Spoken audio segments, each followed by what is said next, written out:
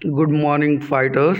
तो आज है 3 जुलाई और आज 3 जुलाई का एक इम्पॉर्टेंट डे है हिस्ट्री में। और वो है ये है कि आज international day for free plastic bag मनाया जाता है। और international day for free plastic bag इसलिए मनाया जाता है ताकि लोगों को कम से कम मात्रा में प्लास्टिक बैग का यूज करना चाहिए।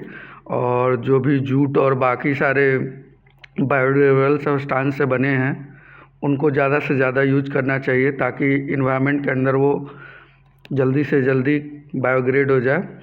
और इस पे एक क्वेश्चन है कि who was the first country to ban plastic bag nationwide. मतलब कौन सा ऐसा देश है जिन्होंने नेशन वाइड प्लास्टिक को बैन किया था सबसे पहले पूरे वर्ल्ड में। तो ये अपना पड़ोसी देश है और आई गेस आप थोड़ा गेस कर सकते हैं, बट इसका आंसर मैं बता दे रहा हूँ। तो बांग्लादेश जो था वो उन्होंने पहले फर्स्ट कंट्री बने थे जिन्होंने प्लास्टिक को नेशन वाइड बैन किया था। और अब मैं आना चाहूँगा आज जो मैंने न्यूज़पेपर से कुछ सारे पॉइंट्स निकाले हैं आपके एग्ज़ाम के लिए, लेकिन उससे पहले मैं एक कोट बोलना चाहूँगा जो स्वामी विवेकानंद ने बताया था कि anything that makes you weak physically, intellectually and spiritually reject it as a poison. मतलब कहने का तदर्भ ये है कि कोई भी चीज़ जो आपको फिजिकली, इंटेलेक्चुअली और स्पिरिचुअली वीक बनाता है वो आपके लिए पॉइजन के जैसा है। और उस चीज़ को जितना जल्दी से जल्दी आप अवॉइड करें और अपने ज़िंदगी से निकाल फेंकें। और इसी के साथ मैं पहले क्वेश्चन पे आना चाहूँगा। तो पहला क्वेश्चन है जो न्यूज़ में बना हुआ था, 2 बुक है जो अब्दुल हमीद के नाम पे आया है, लिखा गया है। और आप जानते हैं कि अब्दुल हमीद कौन थे? एक वॉरियर थे जो 1965 के इंडिया पाक वार में शहीद हो गए थे। उनको पोस्टह्यूमसली परमवीर चक्र मिला था और उन्हीं के नाम पे अभी 2 बुक आ रहा है।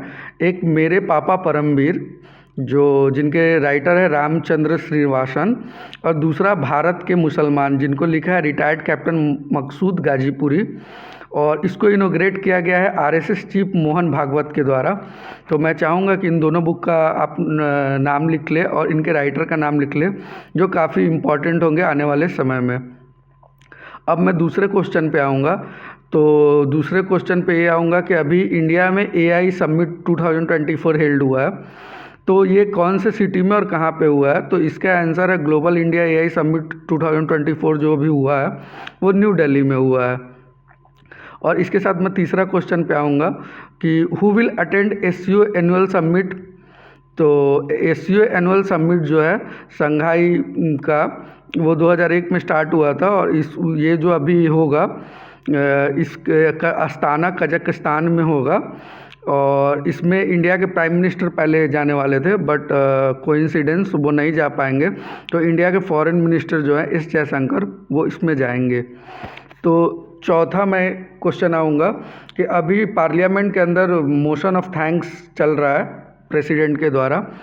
तो ये जो मोशन ऑफ थैंक्स है एक स्पेशल एड्रेस होता है प्रेसिडेंट के द्वारा जिसमें कि दोनों हाउस के मेंबर्स होते हैं और ये आर्टिकल 87 के अंतर्गत आता है। तो इट माइट बी पॉसिबल कि किसी भी एग्ज़ाम में आपको पूछ ले कि मोशन ऑफ थैंक्स जो होता है वो आर्टिकल किस आर्टिकल के अंदर आता है और इसमें दोनों हाउस इन्वॉल्व होते हैं कि नहीं। तो ये आर्टिकल 87 के अंदर आता है और इसमें दोनों हाउस इन्वॉल्व होते हैं। नेक्स्ट क्वेश्चन है zero valley is in which state. तो ये आपका 5वां नंबर क्वेश्चन है कि जीरो वैली जो है वो किस स्टेट में है। तो zero valley Arunachal Pradesh state में है। इसके बाद नेक्स्ट क्वेश्चन है 6 number, in India which committee firstly propose GST.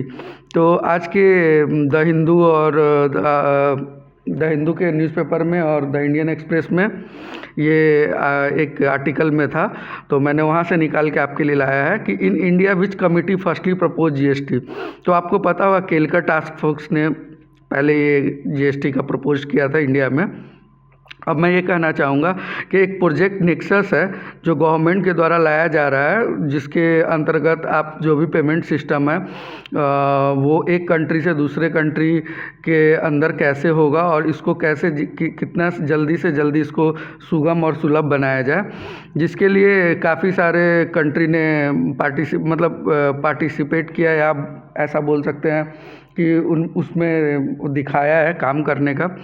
तो ये इसमें मलेशिया, सिंगापुर, फिलीपींस और थाईलैंड 4 कंट्री आप नाम लिख लीजिए। प्रोजेक्ट नेक्सस के अंदर इंडिया से इंटरकनेक्टिंग पेमेंट पे काम चल रहा है और इसमें 4 कंट्री है, एक मलेशिया, दूसरा Singapore, third Philippines, fourth Thailand. और अभी इंडिया के द्वारा इंटरनेशनल टॉय फेयर का आयोजन किया गया था। तो इंटरनेशनल टॉय फेयर 2024 का आयोजन न्यू दिल्ली में किया गया था। आप इसको नोट कर लें और लिख लें, क्योंकि ये हो सकता है कि आपके आने वाले एग्ज़ाम में पूछा जाए। इसके साथ ही मैं नेक्स्ट क्वेश्चन के साथ आऊँगा कि who is the third airline market. तो आपको पता है कि पूरे वर्ल्ड में थर्ड एयरलाइन मार्केट में अपना प्यारा भारत 3rd नंबर पे आया है। और उसके बाद मैं नेक्स्ट क्वेश्चन 10वें नंबर का बोलूँगा। वन हॉर्न फ्रॉग कहाँ पे अभी फाउंड किया गया है। तो वन हॉर्न फ्रॉग जो है ये अरुणाचल प्रदेश में मिला है और अरुणाचल प्रदेश एक ऐसा स्टेट है जहाँ 100% जल नल योजना कंप्लीट हो चुका है। तो question number 11, nomadic elephant exercise कहाँ पे, मतलब कौन से कंट्री इसको आयोजन करता है। तो नोमैडिक एलिफेंट एक्सरसाइज जो है वो मंगोलिया के द्वारा किया जाता है। और अभी आप जानते हैं एआई को लेकर इंडिया कितना काफ़ी आगे बढ़ चुका है।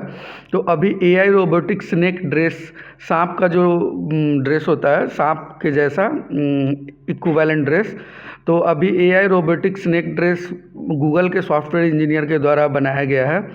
जो महिला है उनका नाम क्या है, तो उनका नाम है क्रिस्टीना अनसॉर्ट। तो क्रिस्टीना अनसॉर्ट के द्वारा एआई रोबोटिक स्नेक ड्रेस बनाया गया है। क्वेश्चन नंबर 13 है, पेन प्रिंटर अवार्ड किनको मिला है इस बार का। तो इस बार का जो पेन प्रिंटर अवार्ड है वो अरुंधति राय को मिला है। और नेक्स्ट क्वेश्चन 14 नंबर है, Indian air force first female pilot. तो इंडियन एयरफोर्स में जो फर्स्ट फीमेल पायलट है वो बनी है अनामिका राजीव। 15 नंबर का क्वेश्चन है, प्लास्टिक रोड जो अभी इंडिया में 2nd मिलिट्री स्टेशन बना है प्लास्टिक रोड के द्वारा, मीन्स जो भी प्लास्टिक कचरा हो बचता है उसको यूज करके उसके द्वारा जो 2nd मिलिट्री स्टेशन स्टार्ट किया गया उनके लिए, तो वो जयपुर है।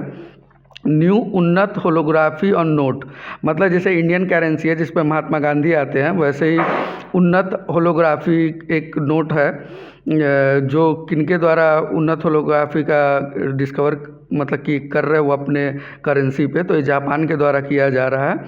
और अभी AIPI रैंक आया था जो आर्टिफिशियल इंटेलिजेंस का होता है, उसमें 72 नंबर आया है इंडिया का।